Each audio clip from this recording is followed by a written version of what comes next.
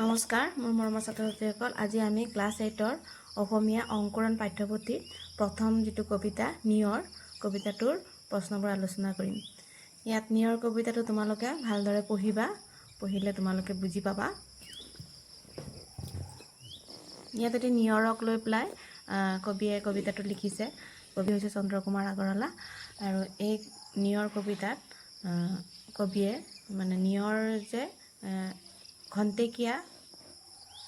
খন্তেকীয়া এটা বস্তু আৰু সূৰ্যৰ পোহৰত সি যেনেকৈ নাইকিয়া হৈ যায়, ঠিক তেনেকৈ মানুহৰ জীৱনো চিৰস্থায়ী নহয় আৰু প্ৰতিটো মুহূৰ্ত মূল্যৱান আৰু কেতিয়া এই আমাৰ জীৱনটো পটককৈ আমাৰ হাতৰ মুঠিৰ পৰা গুচি যায়গৈ আমি ক'ব নোৱাৰোঁ।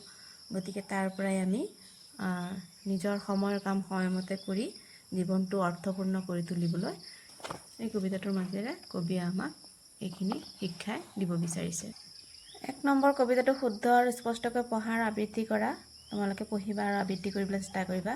2 নম্বৰ উত্তৰ দিয়া। মুকুতামণিটি বুলি কবিয়ে কিহক বুজাইছে? এনেদৰে 5টা প্ৰশ্ন দিছে। সেই 5টা প্ৰশ্নৰ উত্তৰ আমি এনেদৰে কৰিব পাৰিম। মুকুতামণিটি বুলি কবিয়ে কিহক বুজাইছে? মুকুতামণিটি বুলি কবিয়ে নিয়ৰৰ টোপালক বুজাইছে। নিয়ৰক কবিয়ে কাৰ কাৰ লগত তুলনা কৰিছে? নিয়ৰক কবিয়ে নিশাৰ তৰা আৰু মুকুতামণিৰ লগত তুলনা কৰিছে। নিয়ৰে হিয়াত কি সাঁচি থোৱাৰ কথা কৈছে? নিয়ৰে নিজম আকাশৰ নিচুক কথাটি হিয়াত সাঁচি থোৱাৰ কথা কৈছে। ফুলনিত কি ছিগি ৰৈ গ'ল? ফুলনিত নিশা নাচা নাচনীৰ ডিঙিৰ মণি ছিগি ৰৈ গ'ল। কবিয়ে কি সৰি থকাৰ কথা কৈছে? কবিয়ে নিশাৰ তৰা এটি নিয়ৰ সৰি থকাৰ কথা কৈছে।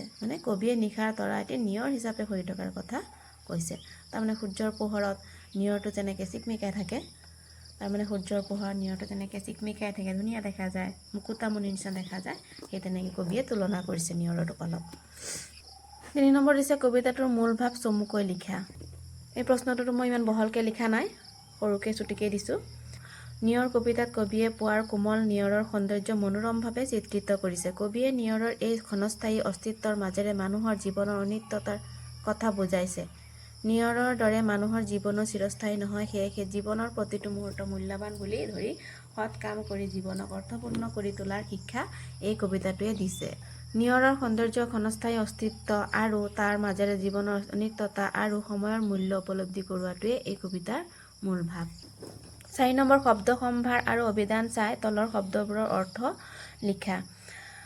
ফটিক শব্দৰ অৰ্থ হ'ব নিৰ্মল, শুভে শুৱনি কৰি তোলা, হেঙুলি হেঙুলৰ নিচিনা ৰং, নিজম নীৰৱ, নিচুক শান্তভাৱে বা মনে মনে থকা। 5 নম্বৰ প্ৰসংগ সংগতি দৰ্শাই ব্যাখ্যা কৰা। নিজম আকাশৰ নিচুক কথাটি হিয়াত হৈছে সাঁচি, কোন কাহানিৰ সপোন দেখিছে, কোনে হাঁহিছিল নাচি। উত্তৰ কবিতাফাঁকি আমাৰ পাঠ্যপুথি অংকুৰণৰ অন্তৰ্গত প্ৰতিমাৰ খনিকৰ চন্দ্ৰকুমাৰ আগৰৱালাৰ দ্বাৰা ৰচিত নিয়ৰ নামৰ কবিতাটিৰ পৰা তুলি দিয়া হৈছে। ৰাতিপুৱা ফুলৰ পাহিত পৰি থকা নিয়ৰৰ টোপালক নিশাৰ আকাশৰ পৰা সৰি পৰা তৰাৰ ৰূপত কবিয়ে কল্পনা কৰিছে। তেওঁ নিয়ৰৰ কণাবোৰৰ সৌন্দৰ্যৰ কথা কৈ থাকোঁতে উক্ত কবিতাফাঁকিৰ অৱতাৰণা কৰিছে। 6 নম্বৰ পাঠৰ পৰা অন্ত মিল থকা শব্দবোৰ লিখা। যেনে ধোৱা, জোৱা, সাঁচি, নাচি, মণি, কণী, ভাহি, পাহি, এনেদৰে লিখিব লাগিব।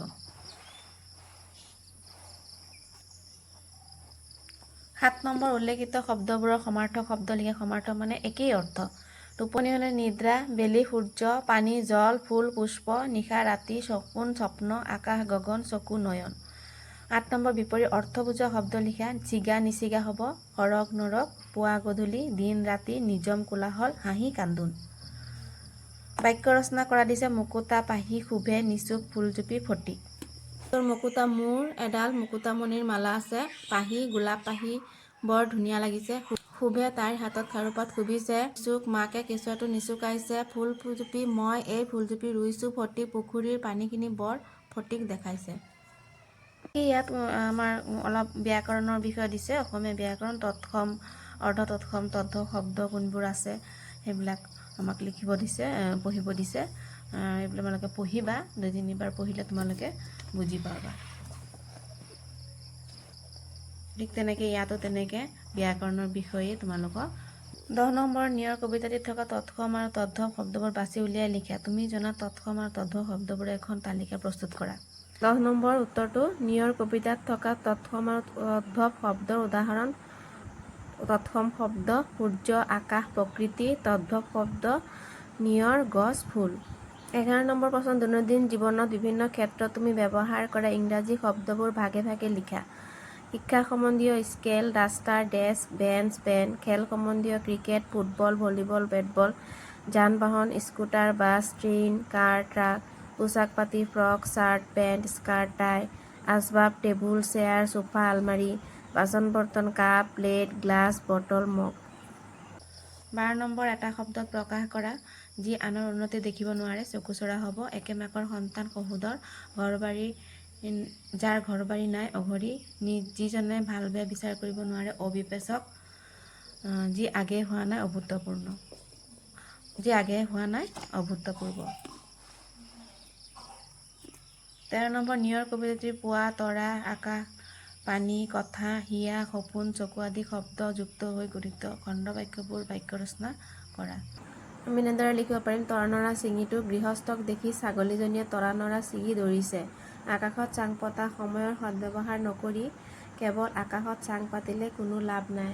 পানীৰ তলৰ কাঁইট, পানীৰ তলৰ কাঁইটৰ পৰা সদায় সাৱধান হ'ব লাগে। কথা চহকী, ল'ৰাজনে কথা চহকী হ'লেও পঢ়া শুনাত ভাল নহয়। হিয়াৰ আমঠু, নাতি নাতিনীসকল ককা আইতাৰ বাবে সদায় হিয়াৰ আমঠু হয়। অলিক সপোন, দিনত অলিক সপোন দেখিলে একো লাভ নাই। 14 নম্বৰ, তলৰ বাক্যকেইটা খালী ঠাইত অৰ্থৰ লগত সংগতি ৰাখি ভাঙি ছিগি ছিঙি বহুৱাই পূৰ কৰা। তলৰ বাক্যকেইটা খালী ঠাইত অৰ্থৰ লগত সংগতি ৰাখি ভাঙি ছিগি ছিঙি বহুৱাই পূৰ কৰা। মেৰামতি নকৰা বাবে জহি খহি ঘৰটো ভাগি গ'ল। ধুমুহাই ঘৰটো ভাঙি পেলালে। পুৰণি হোৱা বাবে ৰছীডাল ছিগি গ'ল। জোৰকৈ টনা ওজৰা কৰাৰ বাবে ৰছীডাল ছিঙি গ'ল। এবছৰ নহওঁতে মথাউৰিটো ভাগি গ'ল।